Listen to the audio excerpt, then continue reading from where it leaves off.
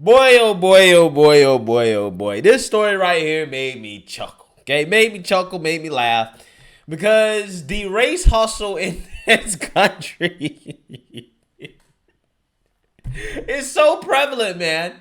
It's everywhere. Everybody's trying to get in on the grip, okay? Just cry racism when things don't go your way, okay? Or you're in an environment that you think is hostile. Just cry racism.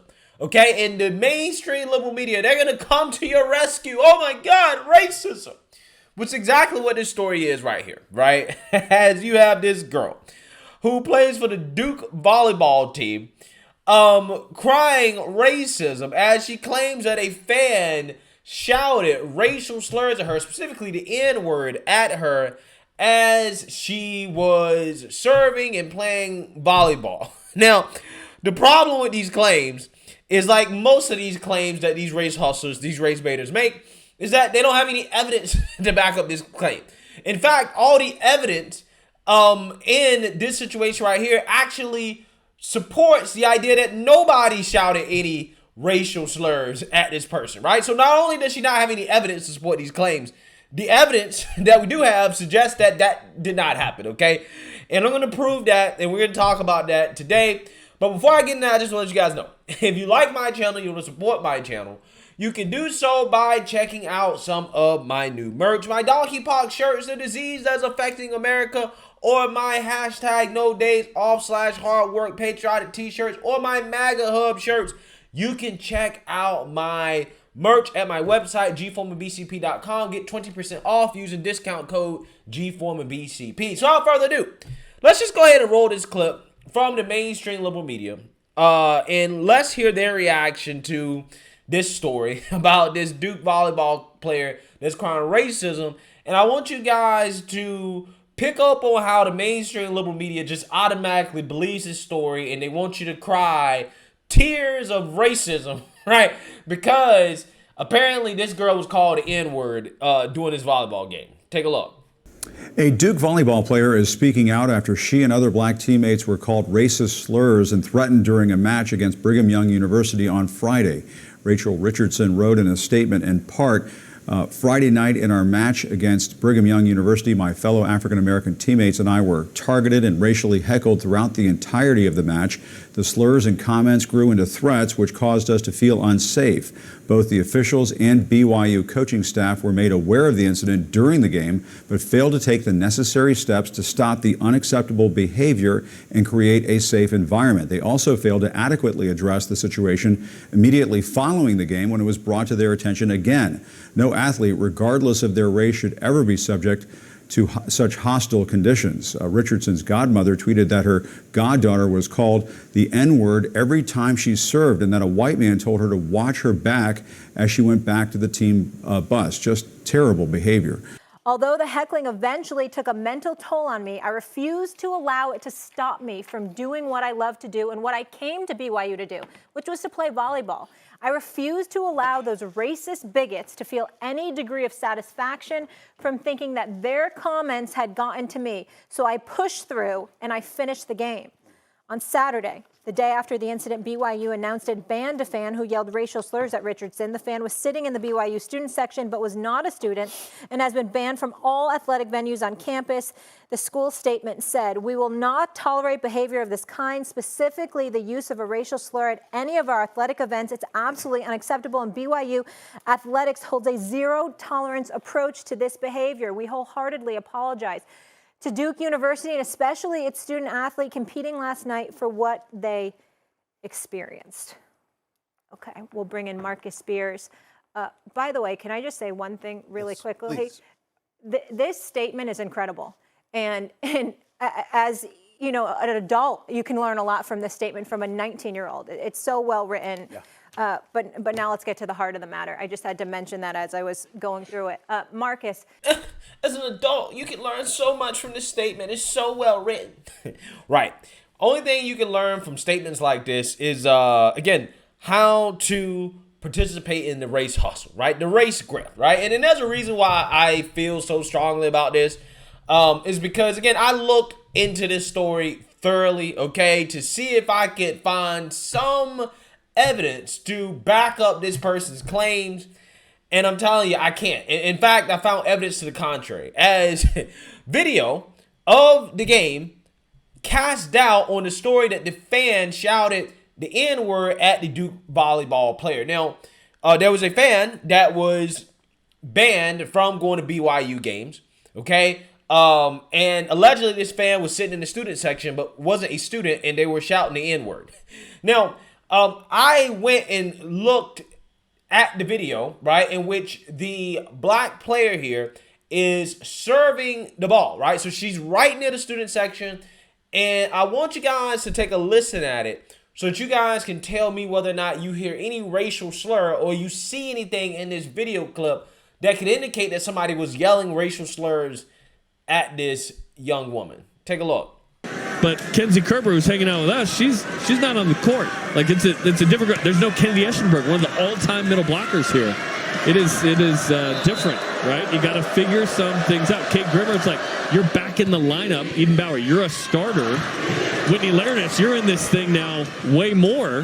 Who's been Kennedy Eschenberg like hitter on this BYU roster? They would like you hitting north of 280.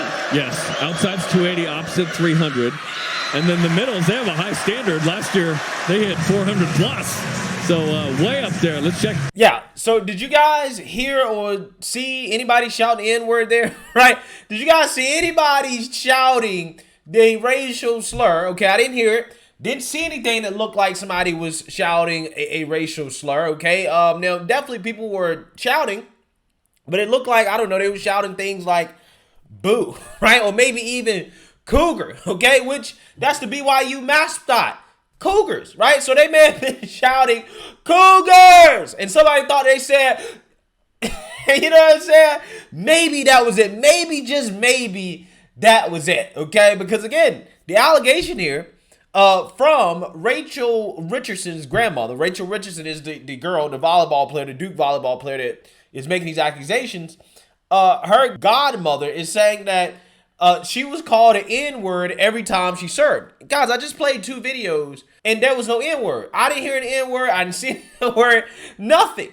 Okay? But apparently, this is something they complained about, and a police officer had been placed by Duke's bench, after she complained about it, and then allegedly Richardson was threatened by a white male who told her to watch her back on the way out or something like that. Okay? Now, I think it is worth mentioning that, the godmother of this player is currently running for a county criminal court judgeship in Fort Worth, Texas, right? So we got a politician involved with this, okay? We got a politician involved with this. But hey, don't let the facts or the lack of evidence get in the way of the race grift, as even people like LeBron James has come out in support of these unfounded allegations, okay? Tweeting his support towards the godmother of this Duke volleyball player. Again, LeBron James, the same guy who alleged that somebody sprayed the N-word on the gate of his mansion, right? On the door of the gate, I guess, something like that. His mansion's in the middle of Los Angeles, right? No video evidence whatsoever. No picture evidence, no evidence whatsoever. Apparently, when the authorities got there, his crew had already cleaned it up, okay? No harm, no foul, right? And then this is the same guy that also alleged that fans at an NBA game had allegedly shouted things that were very mean about his son, okay? Essentially, they wished death on his son, according to the rumors, okay? There was no video evidence, no audio evidence, no evidence whatsoever to support those claims either, okay? So again, LeBron James is a guy that is known for making up these types of claims and providing no evidence that this stuff actually happened. Now, again, that's not to say that it didn't happen, right? Specifically when it comes to the story about this Duke volleyball player. However, the evidence, the footage is suggesting that something's wrong, right? She exaggerated, she misheard something, because we're not seeing anything when it comes to the footage that is matching the story that she's telling here, right? And even the witness testimony is also coming out and saying that, this is not quite what happened. So, a conservative-leaning newspaper in the area actually, did some investigative journalism, right? Talked to witnesses, things that ESPN and CNN and mainstream local media refuse to do, although they're going to run with this story as if it's facts because it fits the race hustle narrative. These people actually did interviews with people and got a more clear story about what may have happened here. So let's read here. The Chronicle spoke with students in attendance at the game near the student section where Richardson, 19, claims she heard a, quote, white male shout the N-word. All sides of their prospective testimonies of the incident have pointed to a different story. Ms. Richardson complained of hearing a racial slur during the second set, but did not point anyone out. Officials discussed briefly and stationed policemen there. There were no more complaints until after the match, said the Chronicle's anonymous source within the BYU athletic department. A total of 8 people in attendance, including one parent of a BYU student and 2 individuals presented on the court for Friday's game, spoke with the Chronicle and backed that no slurs were heard coming from BYU's student section during the match's latter sets, contrary to Ms. Richardson's testimony. 2 anonymous students sitting in the student section provided their communications with the Chronicle and maintained that they, quote, also heard nothing. One of the anonymous students noted that the fan escorted out of Smith Fieldhouse at the request of Richardson and the Duke team was a mentally challenged person. Quote, when a mentally challenged fan approached a Duke player, said the Chronicle's anonymous source, the Duke team then suddenly recognized the handicapped man's voice as the same one shouting slurs. They never saw or pointed out a face, just a voice. They banned this man not for slurs, but for interfering with visiting guests. BYU athletics staff went through footage of the entire game, and the man identified was never seated in the student section. So I want y'all guys to understand this.